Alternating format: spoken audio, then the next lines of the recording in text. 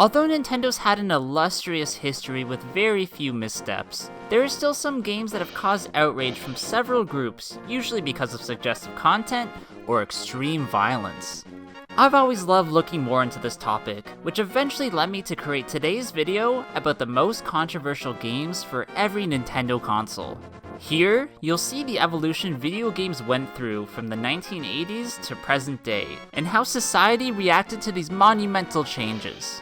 Just as a bit of a warning, I will be talking about some games with excessive violence, a bit of suggestive material, and even a few that have characters that are racially and culturally inappropriate, but it is all for educational purposes. Also, I'll try my hardest to only focus on Nintendo exclusive titles, but if I think of a third-party game that's worth mentioning, then I'll definitely include it. Oh yeah, and by the way, my name is Copycat, and if for some reason you haven't yet, then please subscribe to my channel, and hit that bell button to stay notified when I upload new videos. We're gonna start this video off by looking at a game from Nintendo's very first home console, which was released in Japan in 1983, called the Famicom. This family computer had a few titles that were deemed controversial at the time, but that was mainly due to concerns about depicting violence and what it might do to young children's minds, which is something we seem not to care as much about in present day. However, this one's all about a controversial depiction of a character from a title made by an acclaimed developer released only in Japan called Square's Tom Sawyer. After creating the highly successful Final Fantasy I and II, Square inexplicably decided to base their next game on renowned American novelist Mark Twain's 1876 book titled The Adventures of Tom Sawyer. Now, I really can't find any information on why this specific topic was chosen to be turned into a video game, but I can definitely say that kids weren't begging their parents to buy them a role-playing game about an orphan from Missouri. The book itself has been criticized over the years as it uses racial slurs and characterizes Native Americans, which should have been a big enough red flag for Nintendo and Square to stay away from this material. Somehow they didn't get the memo, and this led them to including a very racist and controversial character model that's essentially somebody in blackface. Years later, Takashi Tokita, the company's main artist at the time, released a statement saying, when the game was made, there was not a standards and practices department to ensure that the game did not contain materials that would be offensive to other cultures. Whatever these developers want to say years later, it's still inexcusable, and is a problem that seemed to constantly appear in Japanese media even into the 2000s. The company's first North American home console was the Nintendo Entertainment System, which was released in 1985 and had a lifespan that lasted until 1995. There's one game from the system that I wanted to talk about that contains very controversial characters in Punch-Out!, which was released in 1987. Now, what's so awful about these characters is that they're all extreme stereotypes of certain ethnic groups, which comes off as extremely racist in present day. Just as a few examples, there's Glass Joe, who's portrayed as a weak Frenchman who surrenders to you very easily, Don Flamenco, who is a Spanish boxer portrayed as an expert bullfighter with an obsession with looking good, Von Kaiser, who is a German militaristic fighter quite literally based on a World War I soldier, and that's not even mentioning Vodka Drunkensky, who is a Russian boxer that drinks and gets mad throwing wild uppercuts at you. At least his name was eventually censored and changed to Soda Popinski in the North American version. But that's not because it was wildly inappropriate, but because alcoholic references weren't really allowed in North American games at that time. Nintendo was somehow able to enrage several different ethnic groups with this one specific series, but it at least taught them a lesson and they never made the same mistake again.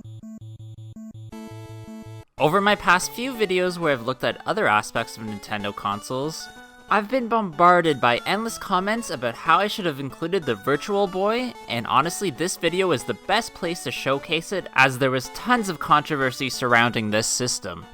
For those of you who may not know, the Virtual Boy was a 32-bit tabletop video game console, which was marketed as being able to play games in stereoscopic 3D. The player uses the console like a pair of binoculars, looking through the eyepieces to see the games that were shown in a monochromatic red display. This is where the controversy stems from, as almost every reviewer upon its release noted that the VR 3D effect was very underwhelming, with Next Generation magazine's editor stating, "Who will buy it? It's not portable, it's awkward to use, it's 100% antisocial, it's too expensive, and most importantly, the VR doesn't add anything to the game at all. It's just a novelty. Bill Frischling of the Washington Post talked about the negative effect of looking at the monochromatic display, saying that he experienced dizziness, nausea, and headaches, with a magazine called Electronic Engineering Times taking it one step further, stating, "Any immersive headset such as the Virtual Boy could cause sickness, flashbacks, and even permanent brain damage." Now, we know years later that VR can in fact contribute to increased experience of vertigo, nausea, or dizziness, which has recently been coined cyber sickness. I don't think the Virtual Boy was exactly that powerful to really cause serious harm, but I definitely could see it inducing a few headaches, especially as the price at that time was a steep $180 American. I feel like Nintendo was way too ahead of its time and did the best with what technology was available to them, but the finished product ended up not being viable for the home market, losing Nintendo millions and causing controversy for the company who, till that point, had been highly successful. Nintendo's very first handheld console was the Game Boy, which was released in North America in 1989 and eventually updated with the Game Boy Color version, had a lifespan until 2003.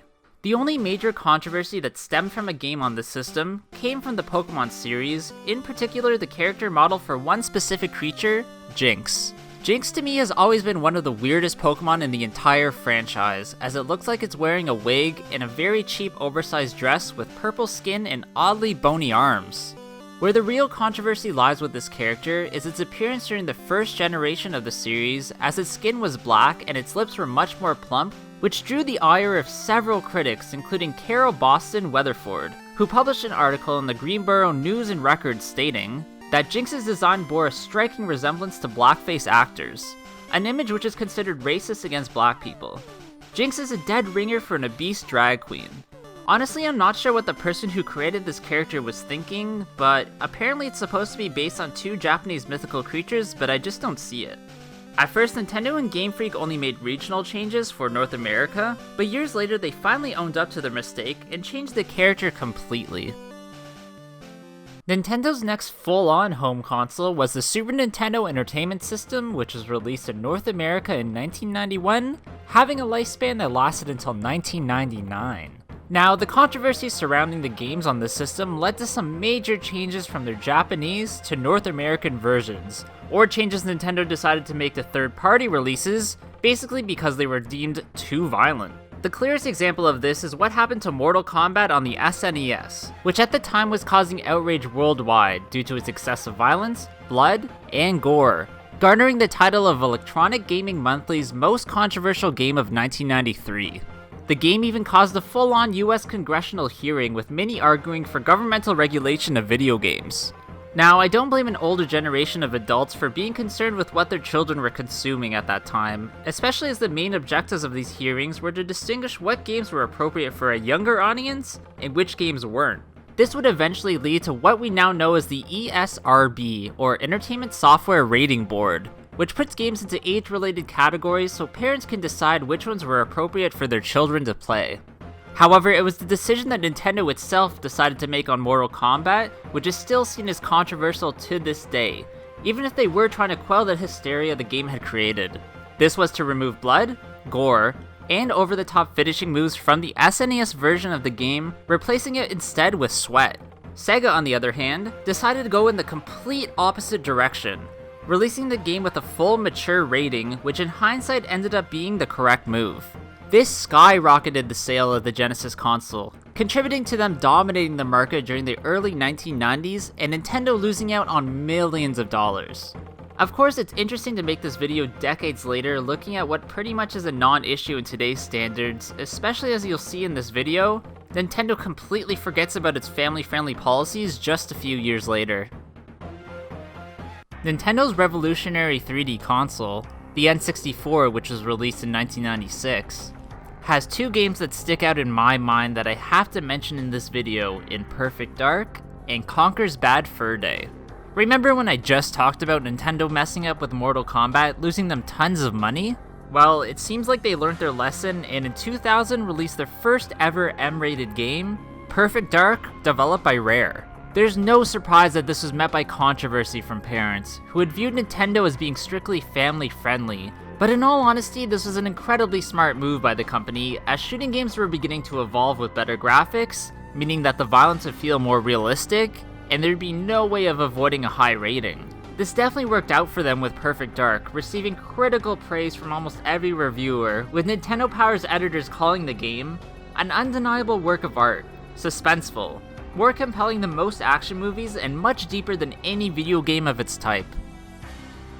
Now, Conker's Bad Fur Day, on the other hand, which is also developed by Rare, is a different story, but I must admit in today's standards it's not exactly controversial, although when it was released in 2001, it was very out of character for Nintendo to greenlight a project about the adventures of a lewd squirrel, especially as the graphics look very similar to a more family-friendly franchise also made by Rare, Banjo-Kazooie. This game actually received good reviews from critics, with most giving it very high scores. However, it did bomb in sales as word had gotten around that it was highly inappropriate for children, which led to Nintendo not advertising for it as much as they would with their other products. Nintendo's second true handheld console was the Game Boy Advance, which was released in North America in June of 2001. Now, there wasn't a game released for the system that really stirred up any controversy, but many critics and fans did complain about specific hardware aspects of the console itself. CNET's Darren Gladstone praised its graphical performance and backwards compatibility, but was very critical of the lack of a backlit screen, as it would get in the way of properly playing games depending on your environment. This is something I remember struggling with as a kid, where if I tried to play my GBA outside on a very sunny day, or at night in a dark room, then the screen would be basically impossible to see. This was even more disappointing at the time, as Nintendo already was aware of this issue when the Game Boy Color was released, and I believe easily could have added this to the original Advanced system, but probably intentionally held off so they had a reason to sell the much superior SP version. At the end of the day, this wasn't a huge issue, and the system was a hit, but it could have been so much better if they just added that one small feature. Nintendo's next home 3D console was the Gamecube, which was released the same year as the GBA in 2001. Through my research for this video, I only came across two games, one that was controversial due to depictions of certain characters, and the other due to the game's content going against what the die-hard fans wanted. The controversial depictions were of indigenous Americans from a 2005 Activision and Neversoft game called Gun. When this game came out, it was met with cries of boycott from several different groups, including the Association for American Indian Development, who claimed the game contained derogatory, harmful, and inaccurate depictions, going on to elaborate that a game in which players were required to kill members of a specific ethnic group would never be tolerated, but apparently killing Indians is still fair game. Now, they definitely do have a point about being singled out in this instance, especially when there's missions about killing members of a certain ethnic group, but after reviewing aspects of this game myself, I can't say it's any worse than a game like Red Dead Redemption. I'd understand if the entire game was based upon killing only one group of people, but this is just one of several missions in this title on your main mission of exacting revenge. Activision did put out a statement in response at the time, saying, Activision does not condone or advocate any of the atrocities that occurred in the American West during the 1800s. Gun was designed to reflect the harshness of life on the American frontier at that time. It was not Activision's intent to offend any race or ethnic group with Gun, and we apologize to anyone who might have been offended by the game's depiction of historical events which have been conveyed not only through video games, but through films, television, books, and other media. Now, as deaf as an apology as that might sound, it actually does point out where the true problem lies, and that's that Native Americans have been grossly misrepresented through many forms of media throughout the years. I think Gun was also faced with this controversy as games were becoming more realistic and in turn more violent in the early 2000s. Many people thought that this would corrupt players' minds, turning them violent against the people who were already marginalized in society. On a bit of a lighter but still controversial note, the only other game from this console that's worth mentioning is a title that's divisive even to this day, in Star Fox Adventures. Now, this game was met with relatively high praise from critics, but it was the fans that were left disappointed due to the fact that the experience wasn't at all what they expected. That's because, oddly enough, the development of this game changed drastically over time, as Rare's original idea was to create a game called Dinosaur Planet, which was an open-world experience featuring the character Saber, who would later become Fox, alongside Crystal, Tricky, and Kite, who all appear in the finished game.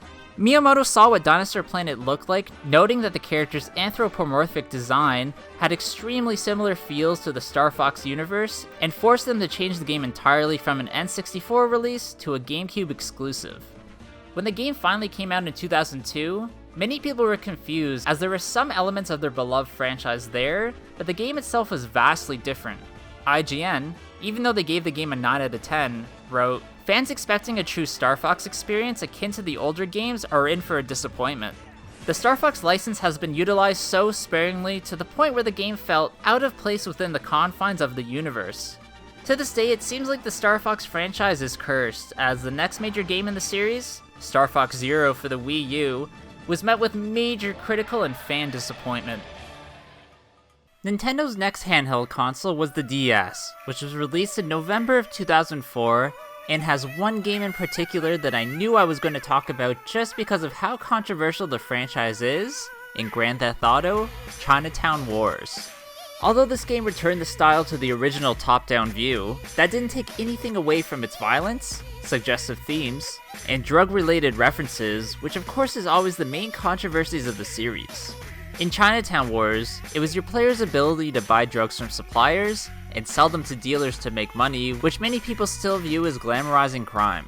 Dan Houser, the head writer for basically every game in the series, told Edge magazine, "We wanted to have a drug dealing minigame in lots of GTA games. It worked really well juxtaposed with the main story. It works well with what GTA is, with driving around the map. It gives you another thing to think about, another layer or piece to the puzzle to keep you motivated." Grand Theft Auto will just always be known as that one franchise that wants to push the envelope even further, which was no surprise in GTA 5.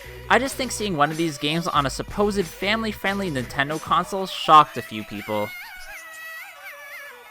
The company's next home console was the highly successful Nintendo Wii, which was released in the winter of 2006, and has one specific title that wasn't exclusive to the console, but is very out of place for Nintendo to allow, in Manhunt II.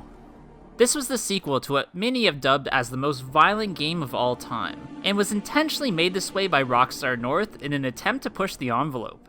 For those of you who may not remember, or like me whose parents didn't let you play this game, Manhunt is a third-person stealth-based murder simulator where you have to survive waves of enemies, killing them in some insanely brutal and graphic ways. Over the course of the game, players unlock a variety of different lethal weapons, eventually even unlocking even more gruesome executions. This game was so controversial that even developers at Rockstar were uncomfortable with the extreme level of violence, with someone on the staff years later saying, "There was almost a mutiny at the company over that game. It just made us all feel icky. It was all about the violence, and it was realistic violence. We all knew there was no way to explain away that game. There was no way to rationalize it. We were crossing a line." That's why when Manhunt 2 was announced to be released on the Wii, there was outright confusion on many fronts, as the company who had once fought Sega over Mortal Kombat's use of blood was now home to the most violent video game of all time. Even more controversial was the inclusion of motion controls, which allowed the player to use the Wiimote to even further simulate your killings. After a bit of backlash, Rockstar would blur aspects of the game, which gave it an M rating over an adults-only one, but the reputation this game garnered never changed.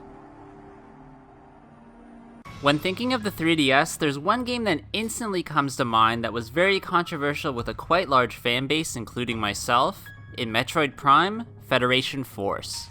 When this game was revealed at E3 2015, it was met with a large amount of negativity, as fans had been waiting for a new game in the series for ages, and what was shown lacked any classic Metroid elements. These included the game's focus on first-person shooter combat over exploration, the strange-looking cartoony graphics, and most controversial, the exclusion of the titular character, Samus Aran.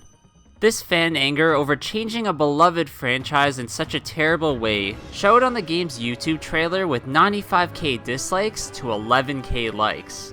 I remember being in the exact same boat, feeling like Nintendo was making a huge mistake in not creating a normal Metroid experience, and this reflected the game's sales, where it only sold less than 4,000 copies at launch in Japan. A colossal failure and a lesson not to mess with a beloved franchise. For Nintendo's next home console, the Wii U, I expected the most controversial game to be Bayonetta because of its immense level of suggestive content, or Mass Effect 3, as developers of that game lied to the fans about all of them being uniquely connected. However, the game I came across for this video that's actually the most controversial on the system is one I never expected in Animal Crossing Amiibo Festival. Now, if there was actually quality behind this cash grab of a game, then it could have been excused as a Mario Party knockoff, but that's not even the case. There are literally no minigames to be found here, and instead it's more of a board game experience where each players take turns to roll a dice and collect bells. Now, if a game like this were free upon release and only required you to buy an Animal Crossing amiibo, then I wouldn't even be having this conversation. Of course, the controversy here lies in Nintendo wanting its customers to pay full price for a game that then wanted you to spend even more money on amiibos just so that you can use them as your in-game character. Yeah, that's all they do. Like I said, if this game was free or had cool Animal Crossing stylistic minigames, then this could all be forgiven, but for a full price game that's pretty bare bones, this makes no sense to me. Imagine buying Super Smash Bros. To discover that you can only play as certain characters if you own their amiibos. That would definitely cause some controversy with the fanbase, huh? Now, I do understand that mobile devices aren't exclusive Nintendo systems, but I do have to mention one game in particular in this video which has very controversial in-game purchases in Mario Kart Tour. Although the game itself is free, it introduces gacha microtransactions, which make it feel as if it was created for one main reason, as a money grab. This turns into a horrible experience for veteran players, as certain courses, upgrades, and characters can only be unlocked by spending money on specific packs, or betting money so you have a chance to randomly unlock one of these things. However, the one thing I take the most issue with is the game's subscription-based gold pass, which is the only way to unlock the game's 200cc mode. As soon as I saw its ridiculous way of making money, I stopped playing this game altogether. And not even mentioning its horrific controls, or the fact it made you think that at launch you were playing against other people online. CJ Andreessen of Destructoid, who gave the game a 4.5 out of 10, stated, "Tour's fatal flaw is it's continually pushing players into ham-fisted situations where they have to spend money, rather than creating a game so exceptional that they'll want to spend money." Nintendo did seem to learn their lesson a bit, and microtransactions were toned way down in Dr. Mario World, but we'll have to see what their future holds with their next mobile venture. Nintendo's most recent home console is the Switch, which was released in March of 2017. There are a few games on this system that have some controversial aspects to them, but one I really wanted to talk about that resulted in one of the most confusing releases of all time is Cooking Mama Cookstar. Now, you're probably wondering how a game that's essentially a cooking simulator for kids could be controversial in any way, shape, or form, but it's not the game's content we're gonna look at, but instead the fact that it's not even supposed to exist.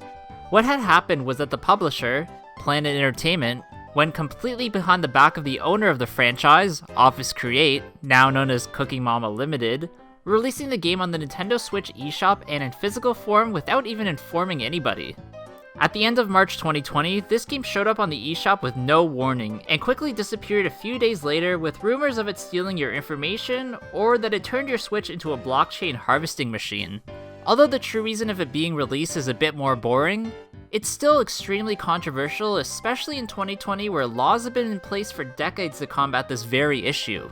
If you did manage to get a copy of this game, especially in physical form, then it's extremely rare and will be worth tons of money in the future, as this game technically doesn't even exist. Alright, so that's going to be it for today's video, guys. I really hope you did enjoy this one.